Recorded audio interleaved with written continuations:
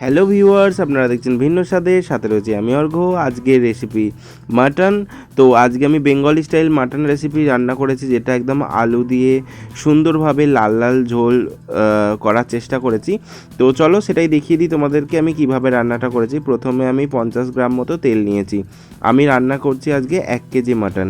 তো আমি 50 গ্রাম মতো তেল নিয়েছি। তো কারণ কি মাটনে চর্বি থাকে, সেহেতু তেলটা একটু কমই ব্যবহার করার চেষ্টা করবে। আর আমার যে মাটনটা ছিল সেটা একটু চর্বিযুক্তই ছিল, সেই কারণে আমি তেলটা অনেকটাই কম নেওয়ার চেষ্টা করেছি। তো আমি দিয়ে দিলাম আলু।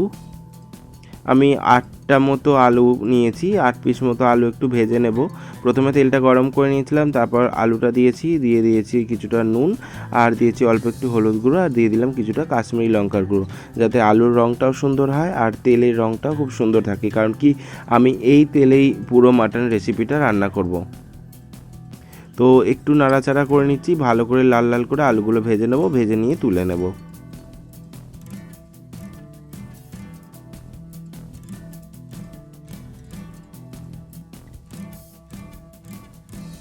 আলু ভাজা হয়ে গেছে, আমি এবার আলুটা তুলে নেব।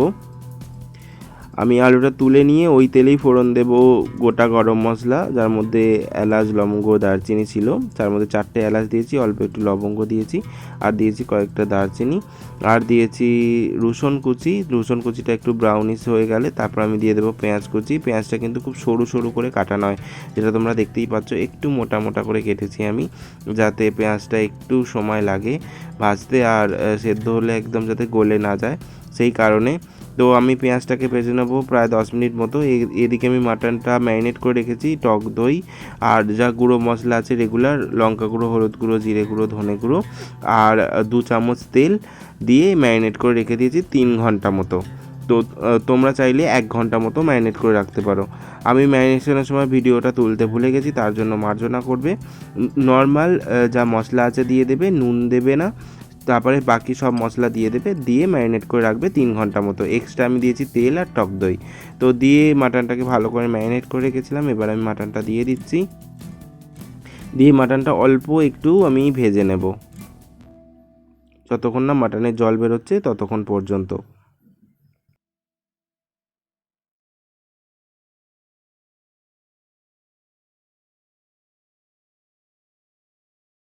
5-7 মিনিট নাড়াচাড়ার পর মাটন থেকে দেখতেই পাচ্ছ একটা জল বেরিয়ে এসেছে।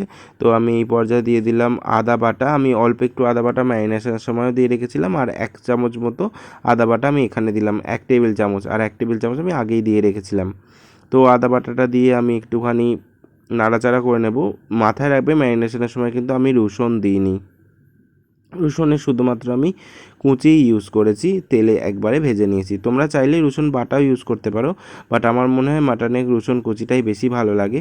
আমি দিয়ে দিলাম বেশ কিছুটা কাশ্মীরি লঙ্কার গুঁড়ো, দিয়ে দিচ্ছি এমনি লাল লঙ্কার গুঁড়ো, দিয়ে দিচ্ছি জিরে গুঁড়ো, দিয়ে দিলাম হলুদ গুঁড়ো, আর দিয়ে দিচ্ছি বেশ কিছুটা মিট মশলা। আমি এখানে সানরাইসের মিট মশলা ইউজ করেছি, আপনারা চাইলে এভারেস্টও ইউজ করতে পারেন, যে কোনো মিট মশলা ইউজ করতে পারেন।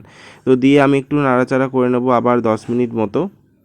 10 মিনিট হয়ে গেছে, দেখতেই পাচ্ছ রঙটা খুব সুন্দরভাবে আসতে শুরু করেছে। তো আমি আবার ঢাকনা দিয়ে হতে দেবো 10 মিনিট মতো। 10 মিনিট হয়ে গেছে, আমি ঢাকনাটা খুলছি, আর দেখতেই পাচ্ছ খুব সুন্দরভাবে মটন থেকে জল বেরিয়ে এসেছে। তো আমি আবার একটু নাড়াচাড়া করে নিচ্ছি, নাহলে তলাটা লেগে যাওয়ার ভয় আছে। তো নাড়াচাড়া করে নিয়ে আমি দিয়ে দেবো টমেটো বাটাটা। আমি এখানে 2টো মিডিয়াম সাইজ টমেটো নিয়েছি, নিয়ে বেটে নিয়েছি। নিয়ে আমি দিয়ে দিলাম মাটনের পরিমাণ অনুযায়ী নুন। নুন দেওয়ার পর একটুখানি ভালো করে নাড়াচাড়া করে নেব।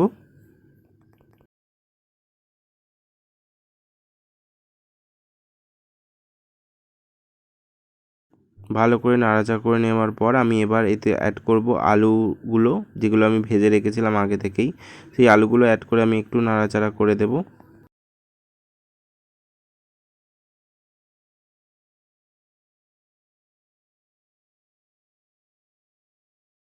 আলুগুলো দিয়ে অল্প একটু নাড়াচাড়া করে আমি ঢাকনা দেব 15 মিনিটের জন্য। তো 15 মিনিট পর আমি চলে এলাম, দেখতেই পাচ্ছ খুব সুন্দরভাবে হয়ে গেছে। তো আমি আরও একবার নিচেরটা নাড়াচাড়া করে নিচ্ছি, নাহলে কিন্তু এটা লেগে যাওয়ার ভয় থাকে। আর আঁচটা কিন্তু সবসময় মিডিয়াম ফ্লেমেই রাখবে। তো আমি আরও 5 মিনিটের জন্য ঢাকনা দিয়েছিলাম। 5 মিনিট পর এলাম, খুব সুন্দরভাবে আলুগুলো সেদ্ধর দিকে। তো এই পর্যায়ে আমি এবার একটুখানি নাড়াচাড়া করব, করে নেওয়ার পর আমি এটাকে কুকারে দিয়ে দেবো। কুকারে আমি 4টে সিটি দেবো। কুকারে দিয়েই দিচ্ছি, দেখতেই পাচ্ছ। তো কুকারে দেওয়ার পর আমি এবার এটাকে 4টে সিটি দেবো। 4টে সিটি দিয়ে ফিরে আসছি। তো 4টে সিটি দেওয়া হয়ে গেছে আর ভাপটাও পুরোপুরি বেরিয়ে গেছে। এবার আমি দেখাবো মাটনটা কীরকম হলো।